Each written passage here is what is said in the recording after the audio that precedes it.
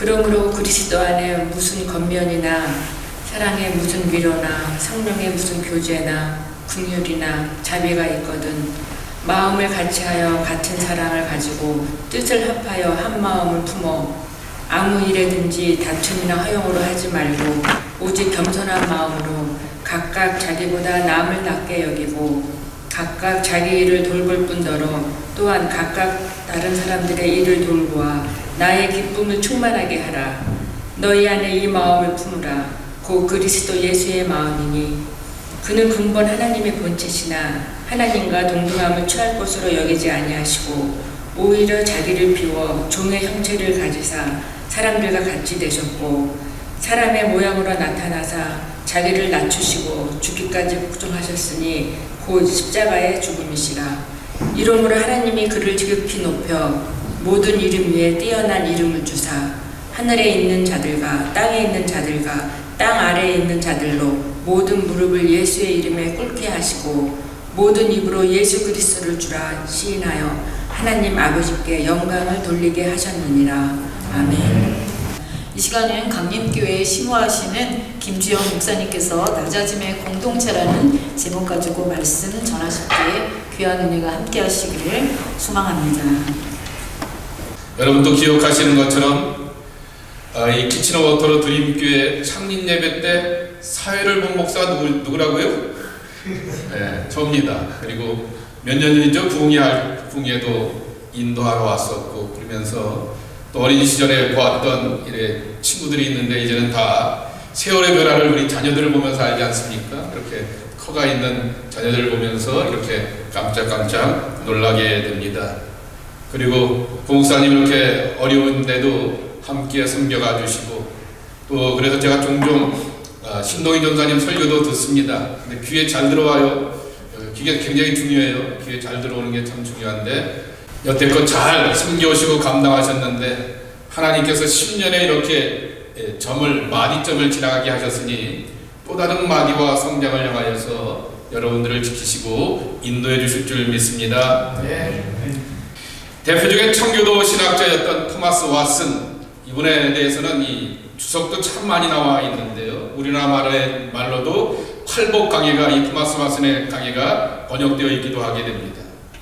우리의 주일을 이렇게 정의하게 됩니다. 주일은 우리 영혼의 장날로서 마케테이 장날이라고 하는 것이죠. 모든 날 중에서 가장 복된 날들이다. 평일에는 대부분의 사람들이 생업과 관련된 이 땅의 일들을 하게 되지만은 주일에는 온전히 하늘의 일을 하게 된다. 그렇기 때문에 평일에는 지푸라기를 줍는 것처럼 우리의 생계를 유지하는 것처럼 필요한 것들을 주어가게 되지만은 주일에는 우리는 진주를 얻게 된다라고 하는 그런 말을 하게 되었습니다. 이 말을 이렇게 잘 인용하면서 제임스 데니스라고 하는 사람이 책을 하나 쓰게 되었는데 공교롭게도 지난 주간에 있는 어느 감리교 목사님 한 분이 웨슬리의 타임즈에다 보게 되면은 영혼의 장날이라고 하는 말로서 이렇게 글을 쓰게 되었던 것을 보게 됩니다. 사람들이 이 마켓데이 장이 서는 날에 필요한 물건들을 구입하는 것처럼 우리 그리스도인들은 주일에 교회에 와서 각자의 영혼이 필요한 모든 것들을 공급받는다 그랬습니다. 한번 예를 들어 보겠습니다. 여러분, 제가 여러분을 향해서 설교를 준비하는데 아무런 없이 왔다라고 하게 되면은 얼마나 여러분이 힘들겠습니까? 여러분의 오늘 특별한 날을 맞아서 밑에서 교제를 함께 나누게 되는데 아무런 준비도 없이 한국 사람들은 먹어야 살고 먹어야 시민하지 않습니까? 교제의 시민인데 그냥 비스켓 하나 갖다 놓게 되고 주님의 이름으로 친기합시다 라고 말하고 준비가 안 돼 있다고 하게 되면 얼마나 힘들겠습니까? 우리가 어린 시절의 장날의 기억을 떠올리게 되면서 이번 장에 가게 되면 뭔가를 구해야지 내가 필요한 것들에 대한 기대감을 갖게 되는 것처럼 서로의 준비와 서로의 섬김과 나눔을 통하여서 서로의 필요한 것들을 경험하게 된다라고 하는 것입니다. 당연히 주일의 예배에는 하나님이 임재해 주셔야겠죠. 그러나 그 하나님의 임재 아래서 우리는 도대체 뭐하느냐라고 하는 것이죠. 제가 여러분을 향하여서 준비하는 것처럼 여러분은 여러분 서로를 향하여서 준비하면서 하나님 앞에 나온다라고 하는 것입니다. 이처럼 주일은 서로의 준비된 섬김을 통하여서 하나님을 만나고 그분의 사랑을 경험하는 날이라고 하는 것이죠. 그래서 주일 예배를 공동체로 드리는 이유가 바로 여기 있다라고 하는 것입니다. 네, 문제가 하나 있습니다. D.A. 카슨이라고 하는 분이 어려운 곳에서의 사랑이라고 하는 책을 쓰시면서 이런 말을 하게 되는데, 이분은 몬트리올 출신입니다. 교회는 자연스러운 원수들로 구성된다. 그래서 자연스러운 원수들, 그래서 이게 무슨 말인가 봤더니 내추럴 에너미라고 이렇게 원문에 그렇게 써 있더라고요. 우리를 함께 하나로 묶는 것은 공통의 교육이나 공통의 인종이나 공통의 소득 수준이나 정파나 국적이나 사투리나 직업이나 어떤 다루의 종류의 것들이 아니다 라고 하는 것이죠. 자기의 이념이 다르다라고 하여서, 인종이 다르다라고 하여서, 가치관이 다르다라고 하여서 그렇게 자기의 감정을 다 쏟아놓게 되기도 하게 되는 것이죠. 신앙의 공동체 안에서 우리 모든 사람들이 다 편안한 것이 아니라 불편한 사람들을 만나기도 한다라고 하는 것이죠. 그러나 언더 크라이스트, 예수 그리스도 밑에 모든 사람들이 구원받았기 때문에 하나로 녹아지게 되는 것이죠.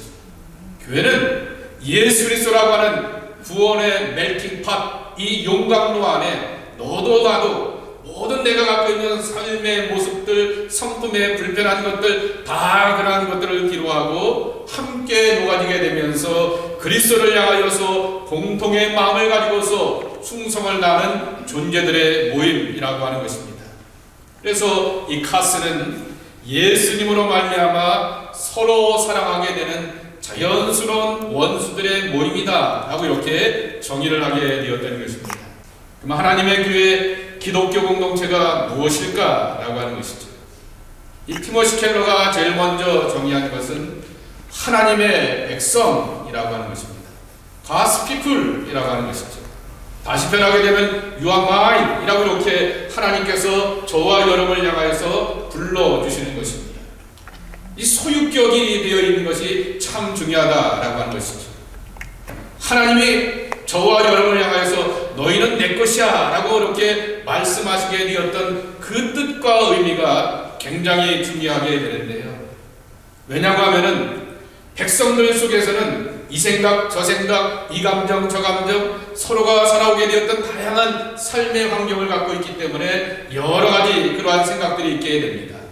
그러나 우리가 캐나다에 살게 되면은 캐나다의 법을 지켜야 되게 됩니다. 우리가 신앙공동체 안에 들어오게 되면은 신앙공동체가 갖고 있는 관습과 전통과 신앙의 그러한 교육들과 훈련들을 지켜 나가야 되는 것이죠. 그리고 거기에는 반드시 지도자가 있게 마련인 것입니다. 내가 지금의 국무총리나 한국의 대통령이 마음에 들지 않는다라고 하게 되지만은, 그러나 내가 그 나라의 백성이고 이 땅에 살고 있는 한 그 통치자들의 다스림을 향하여서 받아들이게 되는 것이죠. 하나님의 백성이라고 하는 것은 우리가 하나님의 다스림과 통치 아래 우리의 삶이 있다라고 하는 그러한 말씀인 것입니다. 출애굽기 19장 4절서부터 5절 말씀에 보게 되면은 하나님이 우리를 향하여서 구원하여 주셨다. 그리고 정말 독수리 날개로 인도하시는 것처럼 우리를 향하여서 하나님이 액션을 취하셨다라고 말씀하게 됩니다. 그런데 이 하나님의 액션과 인도하심은 우리로 하여금 하나님의 소유된 백성으로서 하나님을 경험하면서 살게 하는 것입니다. 두 번째로 교회를 향하여서 정의하는 또 하나의 표현은 그리스도의 몸이라고 하는 것이죠. 이거는 여러분이 너무나 많이 들어오게 되었던 말씀이죠. 로마서 12장 그리고 고린도전서 12장에 나오게 되었던 정말 유기론적인 유비론이라고 하는 것, 올가디즘이라고 말하게 되어서 모든 사람들 가운데서 기관들이 있게 되어서 손이 되고 발이 되고 머리가 되고 입이 되어서 그리스도를 위하여서 섬겨가고 살아간다라고 하는 거죠. 그리고 손이 아프게 되면은 여기 손가락만 아픈 것이 아니라 온몸이 불편하게 되는 것처럼 우리 안에 누군가가 아프고 불편하게 되면은 그 사람의 문제가 아니라 우리의 문제요, 우리의 아픔이다라고 하는 것을 잘 가르쳐주게 되었던 것이 사도 바울의 그리스도의 몸으로서의 하나님의 교회라고 하는 것입니다. 세 번째는 성령의 교제 아래 교회가 세워진다라고 하는 것입니다. 이 티모시 켈러가 성령의 교제 아래 있다라고 하는 것이죠. 우리는 너와 내가 친구가 되고 믿음의 동료와 이웃이 되어서 우리만의 교제를 경험하게 되는 것이 아니라 우리 안에 역사하시고 우리와 동행하시며 세상 끝날까지 함께 하시는 하나님의 성령께서 우리와 함께 하시기 때문에 그분과 더불어서 교제한다라고 하는 것입니다. 근데 그분과의 더불어서의 교제는 내 마음의 평강이 됩니다. 그분과의 더불어서의 교제는 내 마음 가운데서 기쁨이 되는 것입니다. 마치 초대교인들이 가만히 지켜보게 되었더니 사도행전 2장에 보게 되면은 대여 아웃캐스트라고 그렇게 말하게 됩니다. 야, 저 사람들 다 갈릴리에서 오게 되었던 촌놈들 아니야? 라고 이렇게 시골 동네 변방의 사람들 아니냐? 라고 말하게 되는데 그 사람들이 깜짝 놀라게 됩니다. 아니, 어떻게 저 사람들이 우리말을 그렇게 잘하지? 라고 하면서 자기들이 오게 되었던 지역의 말을 잘하는 것을 보고 깜짝 놀라게 되는 것이죠. 우리 식으로 표현한다면은, 야, 저 한국에서 오신 분, 아무개 권사님, 집사님, 장로님, 목사님 그렇게 영어를 잘하네, 불어를 잘하네, 스페인시를 잘하네 라고 하면서 공부를 그렇게 잘했었나? 그렇게 언어에 재질이 있었나? 라고 하면서 탁월함이 드러나게 되는 것입니다. 근데 그 탁월함은 학문적인 탁월함이 아니라 내면의 평강과 기쁨 안에서 얻어지게 되었던 영적 탁월함이었다라고 하는 것이죠. 그래서 티모시 켈러는 마태복음 5장 14절 말씀을 이렇게 표현합니다. 우리 함께 읽어보겠습니다. 시작. 너희는 세상의 빛이라 산에 있는 동네가 숨겨지지 못할 것이요. 예, 세상의 빛이라 산에 있는 동네가 숨겨지지 못할 것이다 라고 표현합니다. 빛이 환하게 비춰지는 그 동네는 숨길래야 숨길 수가 없다라고 하는 것이죠. 언젠가는 밝기 환하게 비춰지게 되면서 캄캄한 세상 가운데서 그 자체도 빛날 뿐만 아니라 다른 사람들 가운데서 빛되는 그러한 모습으로서 나타난다라고 하는 것입니다. 하나님의 교회가 그렇다라고 하는 것입니다. 그러기에 여러분은 여러분의 약함이나 부족함에 대하여서 세상의 조건과 숫자로서 이렇게 굴복당하지 마십시오. 여러분에게는 하나님의 성령이 함께 하십니다. 그리고 여러분은 계속해서 하나님의 성령과 함께 교제하시길 바랍니다. 그분의 교제와 사랑과 섬김 안에서 평강과 기쁨이 우리 안에 있는 한 우리는 세상 가운데서 담대하게 살아갈 수 있는 정말 거룩한 빛을 발하는 하나님의 생명이 될 것입니다. 이와 같은 생명을 노래하는 드림교회 되기를 축복합니다. 자, 그러면은 이렇게 신앙의 공동체를 위해서 함께 이러한 세 가지 모습이 있게 되는데 어떻게 세워가야 할까라고 하는 거죠. 무려 9가지를 이렇게 티모시 켈러가 말씀하고 있는데 아이들을 향해서 9가지를 다 말하게 되면은 순교를 경험할 것 같아서 제가 셋으로 요약합니다. 첫째로는 한번 따라해 보실까요? 받아들이라. acceptance라고 하는 거죠. 서로의 허물, 서로의 연약함, 서로의 여러 가지 부족한 것들을 향하여서 애정을 가지고서 받아들이라 라고 하는 거죠. 그리스도의 사랑을 가지고서 받아들이라 라고 하는 것이죠. 우리는 서로가 다 장점을 갖고 있는 사람만이 아닙니다.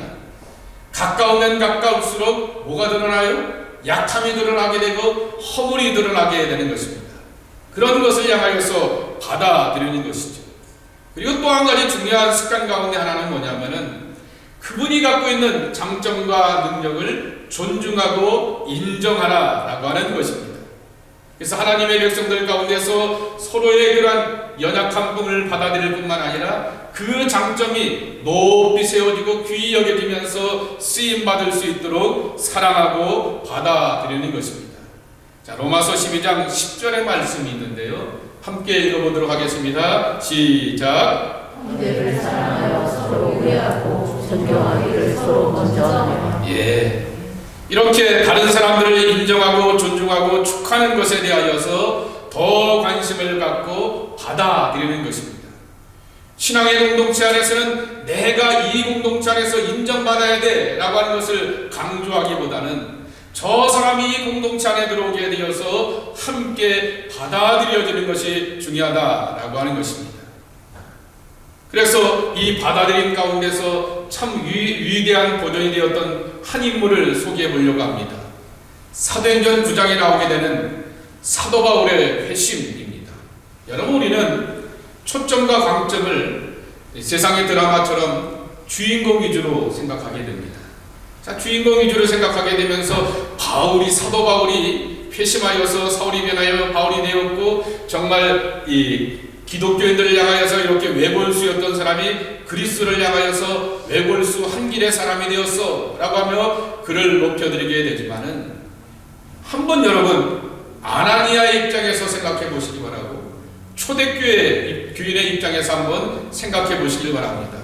아까 조금 전에도 이렇게 말씀을 드리게 되었듯이 이데올로기적으로 조금 다르다라고 하게 되어서 서로의 다름에 대해서 인정하지 못하고 말이 거칠게 되고 주먹다짐이 낮아온다라고 하는 얘기는, 그것은 정말 그 마음속에 받아들임이 없는 것이죠. 그런데 아나니아와 초대교회 입장에서 사도 바울의 회심, 이 변화와 이 유대교인들의 입장에서 보게 되는 변절이겠죠. 이것을 기독교인의 입장에서 받아들인다라고 하는 것이죠. 그 사람이 나 전향했습니다 라고 하면서 전향서를 쓴 것이 아닙니다. 북한의 동포들이 남한으로 내려오게 되면 어디부터 둘러갑니까? 국정원에 둘러가게 되어서 그 사람에 대하여서 심사를 쭉 해보게 되는 것처럼 사도 바울이 그렇게 국정원의 심사를 거친 것도 아니었습니다. 아니면 사도들이 다 불러 모았다가 이 사람 괜찮아? 얘 괜찮아? 라고 하면서 그 모든 것들을 향하여서 심사하고 훑어본 것도 아니었다라고 하는 것입니다. 정말 바울의 입장에서 보게 되면 회심이었지만은 아나니아와 같은 기독교 기독 공동체에서는 이 불편한 각오를 갖고 있는 사람이 우리 편이 되고 우리와 함께하고 우리와 더불어서 신앙생활한다 라고 하는 것에 대해서는 엄청난 도전이었다라고 하는 것이죠. 그래서 이 도전 앞에서 그들은 굴복하지 않고 함께 받아들이게 되었고, 섬겨가게 되었을 때 바울을 통하여서 이방인을 위한 택한 나의 그릇이라 말씀하여 주셨던 것처럼 하나님의 일을 이루어가시게 되었다라고 하는 것입니다. 두 번째로는 큰 두 번째입니다. 한번 따라해 보실까요? 나눔, 쉐어링입니다. 나눔이라고 하는 것이죠. 그런데 이 나눔 속에서 필요한 것은 뭐냐고 하면은 서로의 시간을 한번 공유해보자 라고 하는 거죠. 우리는 서로의 공간, 물건을 나누어가는 것을 배웠습니다.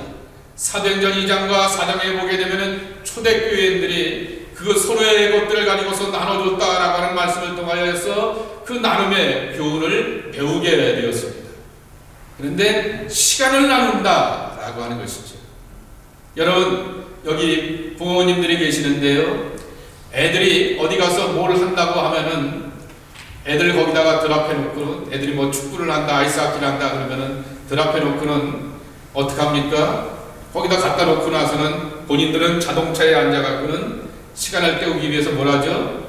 스마트폰이나 보고 있죠. 또 조금 이렇게 하시면은 또 좀 괜찮은 글을 읽은 분도 계시고 유튜브에 이렇게 보기도 하시고, 요새는 데이터를 많이 줘요. 그래갖고 서비스로 엑스트라 데이터도 많이 주니까 그걸 가지고서 미처 못 보게 되었던 드라마나 보고 있고 그러고 있습니다.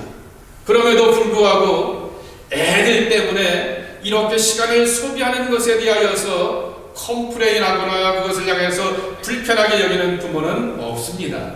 왜냐고 하면은 내 아들이고 내 딸이고 내 자식이기 때문에, 내 가족이기 때문에 그렇게 함께 나눌 수가 있는 거죠.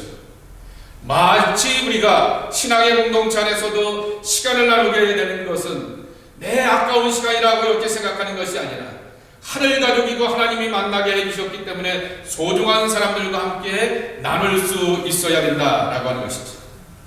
거기서 또 발전해서 나눌 수 있는 것은 뭐냐라고 하면은 서로의 필요와 문제를 향하여서 함께 나눌 수 있어야 되는 것입니다.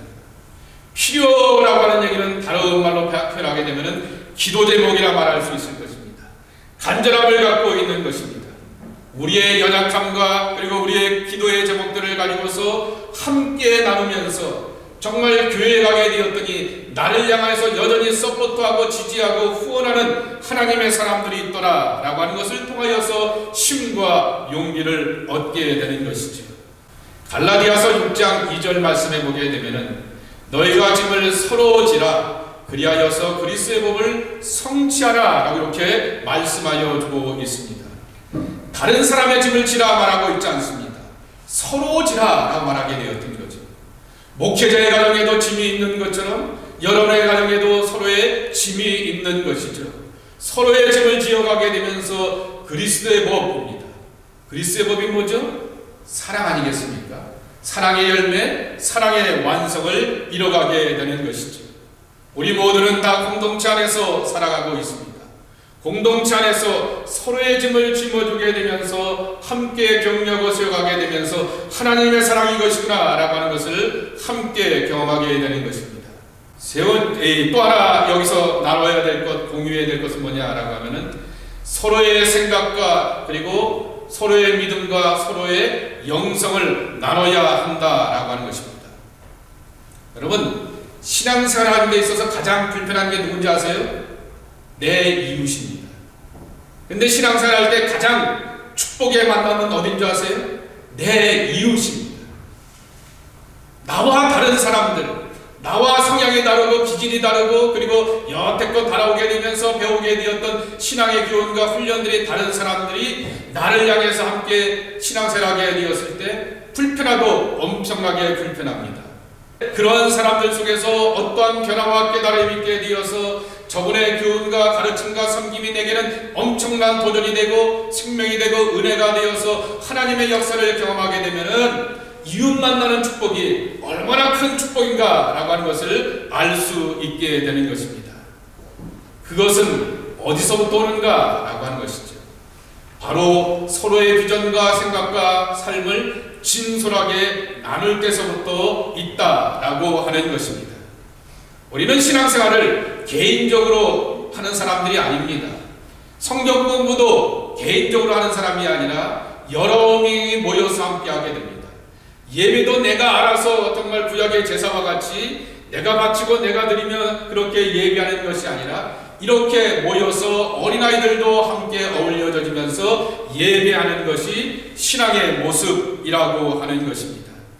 그래서 피차 가르치고 서로 권면하면서 함께 세워져가며 하나님의 뜻이 무엇인가 라고 하는 것을 함께 공유하며 발전시켜 나가는 것이 이웃이 불편한 것이 아니라 이웃을 통하여 하나님의 일하심을 만나는 축복이라 말할 수 있을 것입니다. 그러기 위해서 크게 세 번째 신앙의 습관 가운데 필요한 것이 뭐냐라고 하면은 accountability라고 하는 책임감입니다. 의무라고 하는 것입니다. 이것을 티모시 켈러는 섬기라라고 하는 말로 표현하고 있는 것입니다. 그리스도 안에서 함께 만나게 되었을 때 서로에 대하여서 책임감을 가지고서 섬겨가라라고 하는 것입니다. 여러분, 야고보서 5장 16절에 보게 되면은 이런 말씀이 있습니다. 우리 함께 읽어보겠습니다. 시작. 그러므로 너희 죄를 서로 고백하며 병이 나기를 위하여 서로 기도하라. 이내 강도는 역사하는 힘이 금이니라. 예, 병이 낫기를 위해서 서로 기도하라. 의인의 강구는 역사하는 힘이 큼이라 라고 하는 이 말씀에 우리가 의지하여서 서로의 연약함과 아픔에 대하여서 중보 기도를 드리게 됩니다. 그런데 너희 죄를 서로 고백하며 라고 하는 것이죠. 2000년 기독교 역사 가운데서 너희의 죄를 서로 고백하라 라고 하는 것을 이루어가게 되었던 공동체가 하나 있습니다.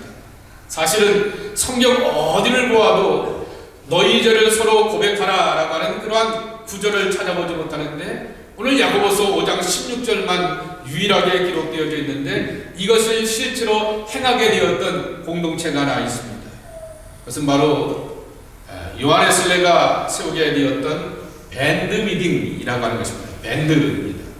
우리가 속회로 모이게 되었을 때 속도는 12명으로 이렇게 이루어지게 되는데 맥시멈이 12명이죠. 그런데 그 속도원들 가운데서 더 하나님 말씀 앞에 집중하길 원하고, 더 하나님 앞에 기도하면서 교제하길 원하고, 더 하나님 앞에 가까이 가길 원하는 사람 4사람을 뽑아갖고 밴드 모임을 갖게 되었던 것입니다. 그래서 그 밴드 모임 가운데서는 지난 한 주간 내가 무슨 죄를 졌는지, 이 무슨 죄라고 하는 것은 저와 여러분이 다 개인의 프라이버시가 있지 않습니까? 생각과 말 속에서 혼자 운전하다가도 자동차가 불쑥 끼어들게 되었을 때 툭 뱉어지게 되는 그 말, 하나님은 모시겠지만은 나만이 알고 있는 불손하고 불편한 말들, 그것조차도 함께 나누게 되는 것이죠. 그렇게 함께 나누는 그러한 모임이 있게 되었던 것이죠. 내 초대기 이 웨슬레가 이 이야기를 하게 되었을 때 이 감리교 교인들이 굉장히 챌린지를 받게 되었던 것이죠.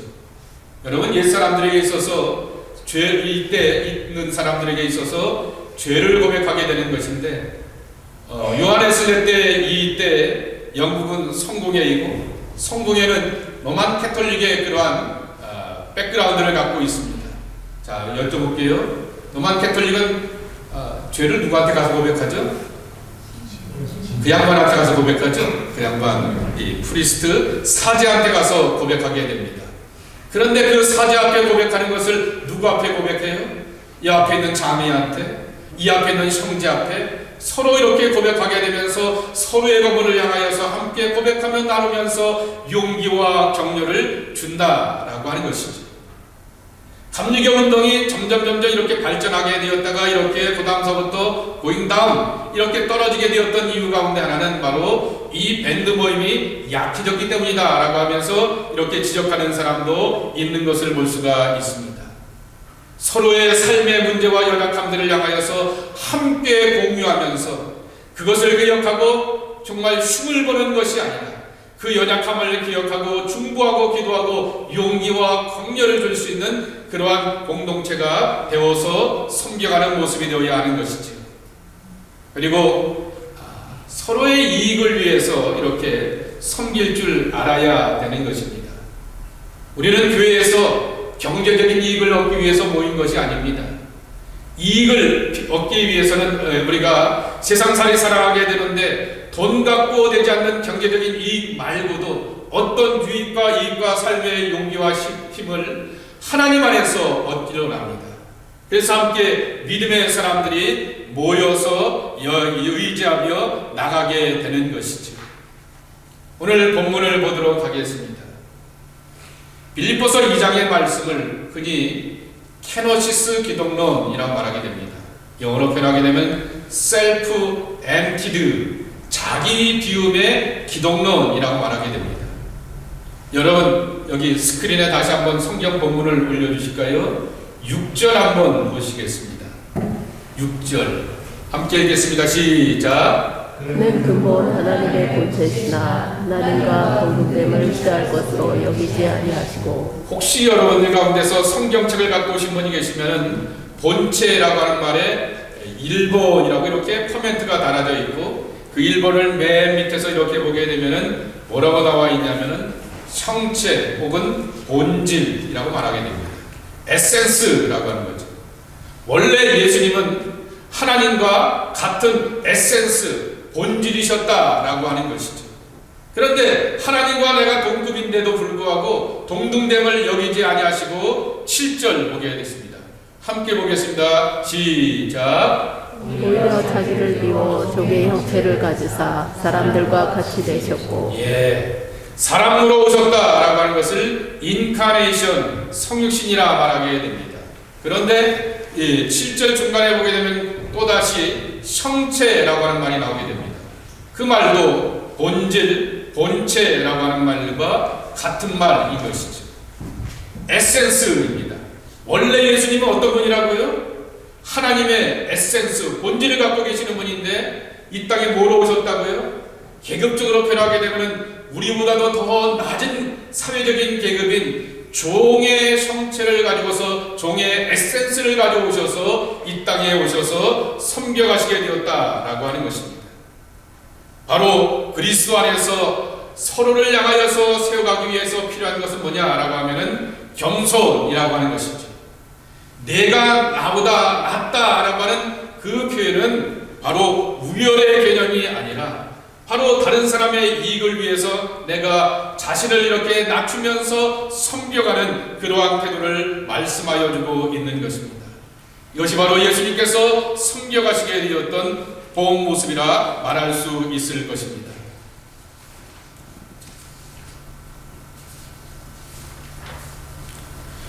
저는 빌립보서를 보게 되면서 가장 강조되어야 될 오늘 본문의 말씀을 한 단어로 표현한다고 하면은 8절에 나오게 되는 죽기까지라고 하는 말입니다. 조금 뉘앙스가 다르지만은 죽기까지라고 하는 말을 우리의 신앙생활 속에서 함께 세워갔으면 좋겠습니다. 공동체를 세워가기 위해서는 첫 번째 억셉턴스, 받아들이고 수용하라 그랬습니다. 언제까지요? 죽기까지입니다. 내 감정과 내 생각과 내 뜻을 향하여서 꺾고 죽기까지라고 하는 것이죠. 기독교인은 자기 죽음을 통하여서 하나님의 부활을 경험하게 되고 예수님의 부활을 경험하게 되는 것입니다. 내 감정과 내 생각과 내 뜻을 꺾어보게 되었더니 아이 저 사람 아무개는 겸손해라고 하면서 사회적으로 유교적으로 겸손의 사람으로서 치닫게 되는 것이 아니라 그 안에서 우리를 살리시고 우리 안에서 일어나시고 역사하시게 되는 예수 그리스도의 부활을 경험하게 되는 것이 정말 기독교 신앙의 축복인데 죽기까지 그렇게 상대방을 받아들이고 수용하는 것입니다. 나누는 것이죠. 두 번째로는 공유하는 것이라 이렇게 말씀을 드리게 되었습니다. 언제까지요? 죽기까지 그렇게 나누고 공유하는 것이죠. 하늘나라 갈 때까지 내게 주었던 시간과 육체와 삶을 가지고서 하나님 앞에 당연히 드리지만은 나의 형제와 나의 자매들 신앙의 공동체 안에서 만나게 되었던 이 사람들을 향하여서 죽기까지 섬겨간다라고 하는 것입니다. 세 번째 언제까지 어떻게까지 우리가 죽기까지 해야 하냐라고 하게 되면은 책임과 의무를 다하는 것입니다. 정말 내가 목사기 때문에 나의 의무감으로서 하는 것이 아니라 죽기까지라고 하는 것은 생각과 감정을 꺾고 나가는 하나님의 사람들의 모습이라고 하는 것입니다. 유진 피터슨이 현실 하나님의 세계에서 신앙의 공동체를 이렇게 정의합니다. 우리 함께 읽어보도록 하겠습니다. 스크린에 있는데요. 이제 읽겠습니다. 시작. 우리는 공동체입니다. 혼자서는 우리가 아닙니다. 우리는 공동체 속에서 태어나며 공동체 안에서 살아가며 공동체 안에서 죽습니다. 인간 존재는 혼자가 아니며 혼자로 구분하지 않습니다. 우리는 공동체에서 태어나서 공동체로 죽어간다라고 하는 거죠. 아이가 태어났을 때 엄마가 안고 있고 아빠가 분명히 옆에 있지만 그것으로 끝나는 게 아닙니다. 분명히 주변에서 이 아이가 태어났다라고 하면서 격려하고 축복합니다. 누군가가 나이가 들어서 돌아가시게 되었을 때 그 아이를 그분의 돌아가심에 대하여서 내가 혼자 장례를 치르는 것이 아니라 주변 사람들의 도움과 협력과 위로와 격려 가운데서 슬픔의 시간들을 이겨내게 되는 것입니다. 이러한 것들을 신앙의 공동체 안에서 경험하게 되는 것이죠. 세계 제1차 대전은 인간의 악과 교활함 그리고 전쟁의 비극을 가르쳐주게 되었지만은 위대한 발견이 하나 있게 되었는데 그것은 바로 공동체의 가치를 발견하게 되었다라고 하는 것입니다. 먼저 한국에서 조선에서 한번 찾아볼 수가 있겠습니다. 일제 침략 앞에서 정말 모든 것을 빼앗기게 되었던 사람들이 김야균을 주도로 하게 되어서 만주 상동에 가서 명동에 가서 기독교 민족 공동체를 세워가게 되었습니다. 거기서 자라나게 되었던 사람이 윤동주입니다. 거기서 엄청난 신앙의 훈련을 받고 도전을 받게 되었던 사람이 장준하이고 구약 성경을 번역하게 되었던 구약의 대가이고 사회운동에 나중에 참여하게 되었던 문익한 뭉동한 그 집안 사람들이 다 거기서부터 그렇게 신앙의 훈련을 받게 되었습니다. 유럽으로 가보도록 하겠습니다. 스위스 알프스 자락 가운데서 은신처, 피난처라고 하는 그러한 나보리 공동체가 있게 되었습니다. 프란시스 셰퍼라고 하는 목사를 주도 안에서 정말 많은 사람들이 몰려들게 되었는데 그들 안에는 탁월한 과학자들과 기술가들이 있게 되었지만은 나치라고 하는 그러한 어마어마한 거대한 심 앞에서는 탁월함과 명석함은 무용지물이 되게 되었고 그들의 미래와 삶을 향하여서 도저히 갖지 못하게 되었을 때 함께 어우러지게 되면서 기도하고 하나님의 말씀을 함께 나누면서 힘을 얻게 되었고, 이 사람들이 여기서부터 힘과 의뢰를 얻게 되며 전쟁이 끝나게 되었을 때 유럽 사회를 변화시켜가게 되었던 그 원동력이 되었던 그 힘은 바로 나부리 공동체 안에서 이루어지게 되었다라고 하는 것입니다. 여러분이 잘 아시는 보네포가 섬겨가게 되었던 제야의 신학생 공동체가 있습니다. 이 독일교회가 전체적으로 대부분의 기독교 교회들이 나치를 향하여서 히틀러를 향하여서 찬동하고 박수를 치게 되니 거기에 대해서 정하게 되었던 고백교회 일부의 사람들이 함께 모이게 되었고 젊은이들을 신학훈련을 시키게 되었습니다. 그리고 그것을 누구에게 떠맡겠냐라고 하게 되면은 보네포에게 맡기게 되었습니다. 30대 초반의 젊은 신학자였던 것이죠. 근데 그는 거기서 그들을 향하여서 아침과 저녁으로 시편의 말씀을 묵상하게 되고 복음서의 말씀을 매일매일 묵상하면서 하나님 앞에 서게 되었던 것입니다.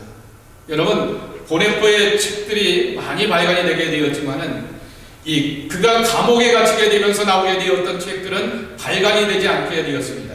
왜냐고 하면은 그것이 혹시나 이 히틀러에 의해서 끌려가게 되고 그렇게 발견되게 되면서 주변 사람들이 다칠까봐 많은 사람들에게 이렇게 글이 쓰여지게 되었던 것들이 불태워져 버리게 되었습니다. 그의 모든 사람들이 이렇게 모여지게 되었던 것이 다 사실은 초기 그렇게 신학생들을 훈련시킬 때였다라고 하는 것이죠.